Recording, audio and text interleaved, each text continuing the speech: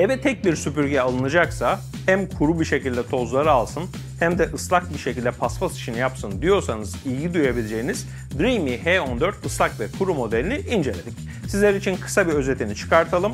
Kendi istasyonunda paspasını 60 dereceyle sıcak suyla temizleyen ve özellikle mutfakta yere dökülmüş salça, çorba, bebek maması, kahve ne olursa olsun temizleyebilen ve paspasını ardından lekesiz şekilde yıkayabilen çok güçlü bir ıslak temizlik modu var. Islak temizlik modundan çıktığınızda bunu şu şekilde aynı motoru çıkartıp taktığınızda kuru temizlik moduna geçiyorsunuz. İster yerleri süpürürsünüz, isterseniz koltukların üzerine alırsınız.